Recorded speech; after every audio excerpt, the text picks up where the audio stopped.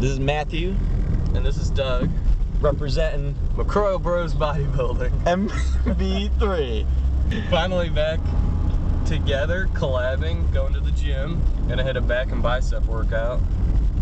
Yeah, and remember, this is only 1 week out from the NPC Ohio, which will be April 6th. And so I'm here on Easter break, because tomorrow's Easter. And so we're getting a good workout in at our home gym.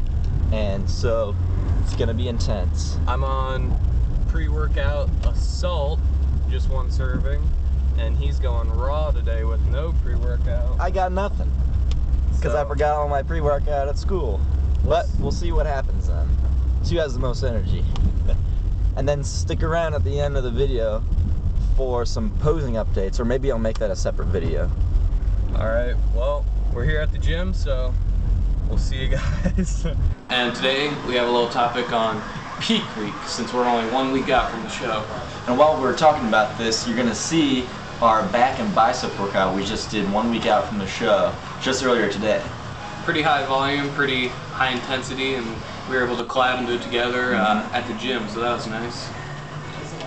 So we're going to talk about the similarities and differences between our peak week and how, as natural teen bodybuilders, how we're going to approach the peak week.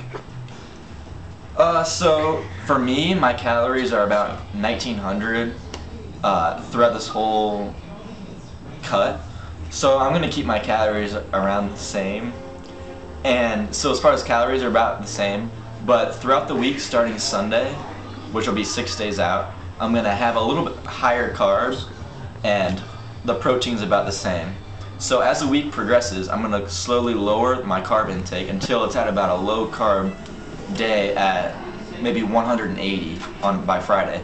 And then as the week goes, my protein is going to increase up to about maybe 225, maybe 230. And then as far as fats go, I'm just going to keep my fats at around 42 grams I'm at right now. Just keep them constant. And now the big one, sodium. Okay, for me, sodium, I think, since we're natural teen bodybuilders, you really want to manipulate sodium if you're taking in those drugs that are going to change your hormones and whatever, which we're not taking. So sodium manipulation isn't going to be as important for us. But I'm still going to slightly lower my sodium intake throughout the week. Not too much, but from maybe 2,500 milligrams to 2,000 at the end of the week. And then my water intake, I'm keeping it about 1 gallon a day throughout the week. And as far as the day of the show, we're just gonna sip on water as much as until we're not dehydrated for the show. Alright, for my peak week, what I'm going to do is basically the same thing, except for I'm starting at about 1,700 calories. My macros are a 40-40-20 ratio, 40% protein, 40% carbs, and 20% fat. That comes out to about 170 grams of protein, 170 grams of carbohydrates, and 38 grams of fat. Alright, now my carbohydrates, as his, are going to taper down during the week.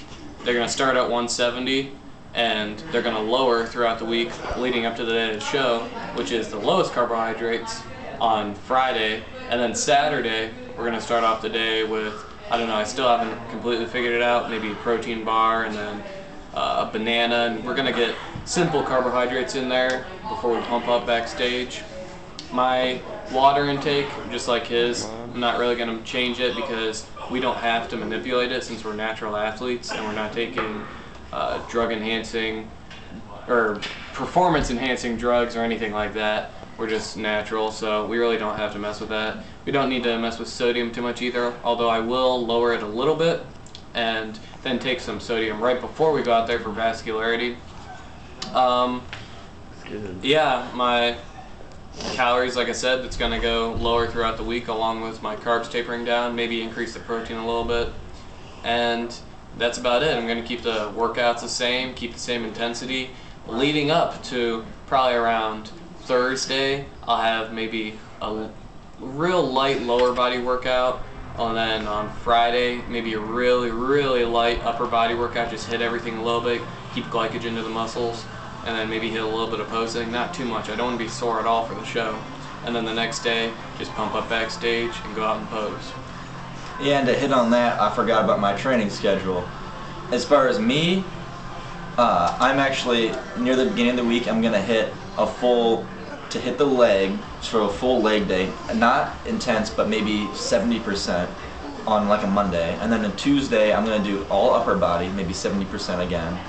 And then on maybe even Wednesday, Thursday, and Friday, I might take Friday off, but I'm gonna do full body circuit training, just like he said, to keep glycogen in the muscle, and definitely don't want to be sore while you're on stage. That would be bad. And then as far as the day of the competition, I just want to like reiterate that our prejudging, we have to be there at 7 in the morning, and prejudging is at 10:30. So right when I wake up, I'm gonna actually have a protein bar and a banana for some potassium, just to stop with the soreness. And then 2 hours before the show, I'm gonna have, or we both will have, a sub, which is gonna have honey mustard on it for some sodium and higher carb, and it's gonna really help us fill out for the show.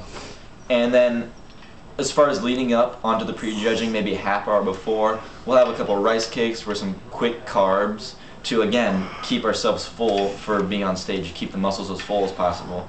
And then a little trick is maybe 5 minutes before going on the stage, we're gonna have a little candy bar, maybe Snickers or Reese's, to really help with the vascularity. And another trick we're gonna try this year is actually taking a little bit of pre-workout, just to help with the getting pumped up backstage, and it should bring out vascularity as well.